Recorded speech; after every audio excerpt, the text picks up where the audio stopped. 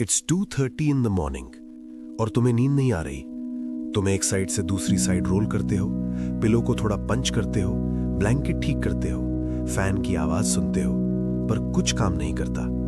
घर में सब सो रहे हैं पर तुम नहीं।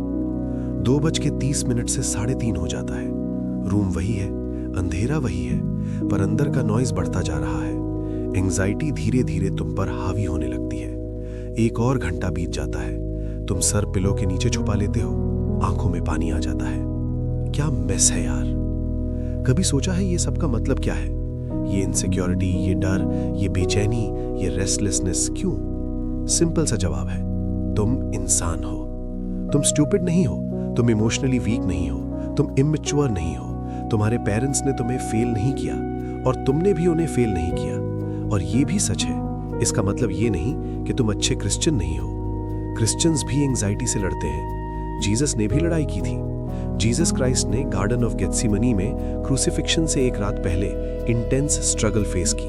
उन्होंने प्रार्थना की थी कि दुख का कप उनसे हटा दिया जाए। इतनी शिद्दत से प्रार्थना की कि पसीने के साथ खून की बूंदें तक गिरने लगी। वो डर को फील कर रहे थे, पर उन्होंने डर को अपनी डायरेक्शन डिसाइड नहीं करने दी।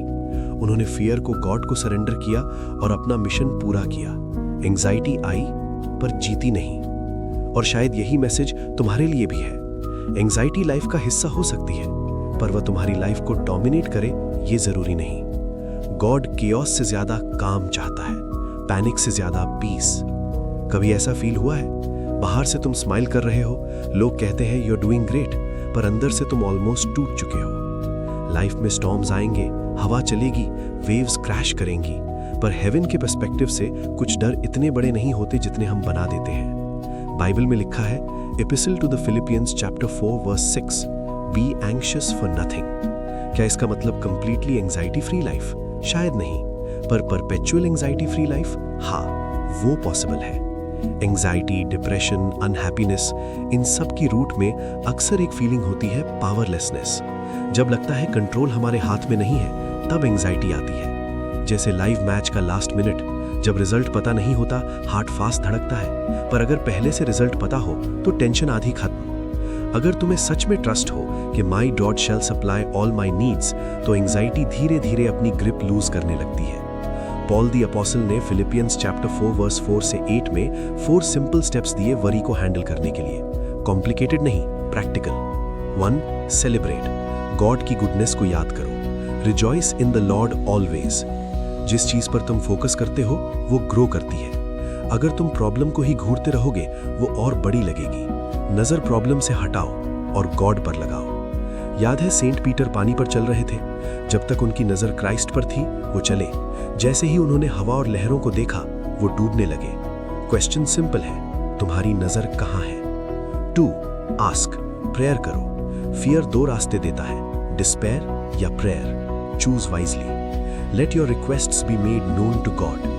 पीस का रास्ता अक्सर प्रेयर से ही गुजरता है। हर बार सोल्यूशन तुरंत नहीं मिलता, पर शांति मिल सकती है। 3. ग्रैटिट्यूड, शुक्र करो। एंजाइटी और ग्रैटिट्यूड एक ही दिल में एक साथ कंफर्टेबल नहीं रहते।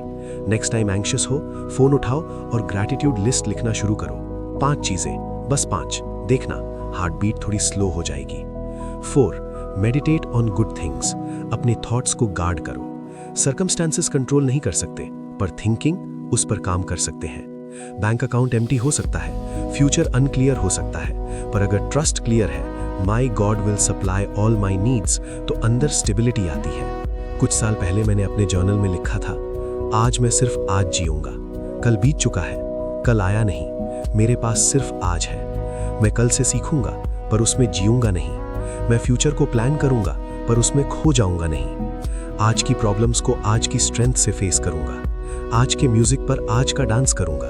आज हंसूंगा, सीखूंगा, प्यार करूंगा, और अगर कल आया तो फिर से वही करूंगा। तो नेक्स्ट टाइम जब 2:30 रात को एंजाइटी तुम्हें जगाए, याद रखना परपेचुअल एंजाइटी गॉड का प्लान नहीं है। तुम्हारा हेवनली फादर तुम्हें इग्नोर नहीं कर रहा। वो एंजाइटी की रूट्स तक पहुंच सकता है। वो तुम्हें डर का सामना करना सिखा सकता है। एंजाइटी आ सकती है, पर उसका जीतना जरूरी नहीं।